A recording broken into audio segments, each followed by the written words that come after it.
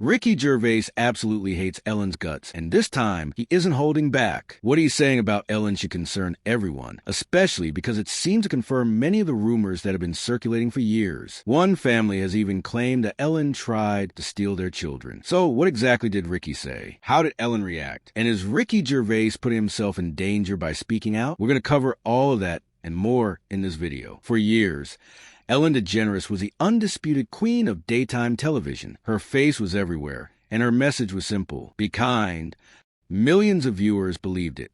Hollywood's biggest stars lined up to appear on her show, and it seemed like nothing could ever damage the image she had spent decades building. Then everything changed. The Ellen DeGeneres show is facing new allegations this morning of rampant misconduct and harassment in the workplace. Suddenly, stories began pouring out from behind the scenes. Former employees accused the Ellen DeGeneres show of having a toxic workplace. There were allegations of intimidation, mistreatment, discrimination, and misconduct.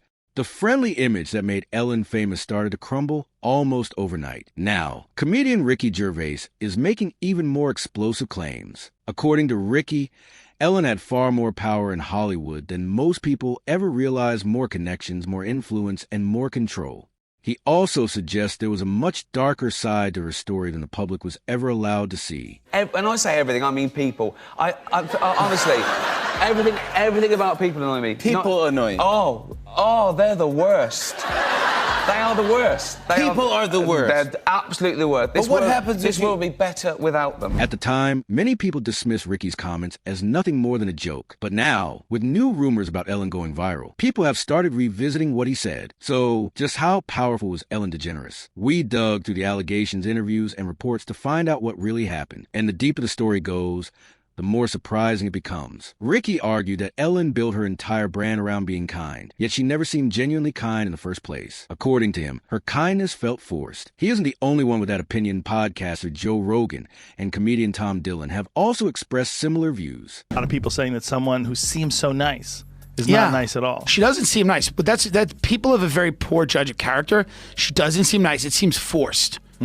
People that are like that all the time, she doesn't seem nice. It's very forced. And whatever, you're allowed to be a bitch, right? You're allowed to be a bitch. You're allowed to be nasty to people. You're accomplished. You're a comedian. You did the whole thing.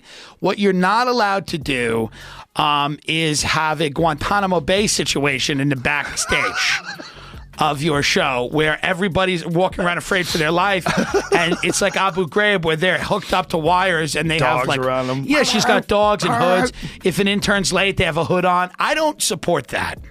That's just me. Yeah, I'm with you. Yeah. Ellen's entire brand revolved around one simple phrase: be kind. She repeated it constantly, encouraging viewers to treat everyone with compassion and respect. However, according to former staff members and people who claim to know her personally, the woman behind the cameras wasn't always the same person audiences saw on television. For Ellen as well. Yeah, I did the first 2 years on that show. And she was She was rough. She was the C word. Yeah. Was she just short with you? I mean, what was exactly It was like happening? if you didn't pitch in her wheelhouse, then she looked at you like you had just stabbed her puppy.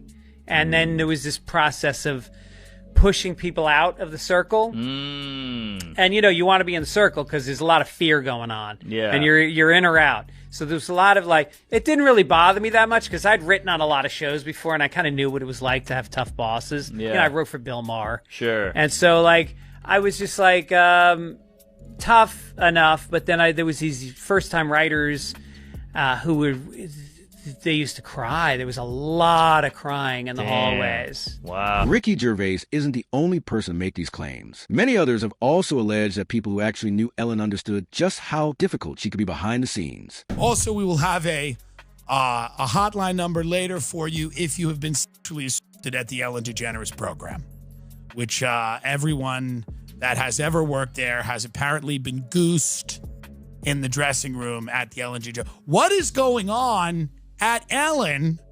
She's out there dancing, and in the back, it's a free-for-all, apparently. It's the Marquis de Sade is running around the dressing room at Ellen, terrifying the employees. I thought she was just a bitch. That's what I thought. I know people that know her, but apparently it's not that. There's sex deviants running around. And they're making people feel uncomfortable. They're sick. Get up how many people have been sexually assaulted, Ellen. I won't stand for it. I won't stand for this anymore. Do I like the show more now? That's the question. Do I like it more now that I know that Ellen DeGeneres has been running a room in the back of her fun, positive show?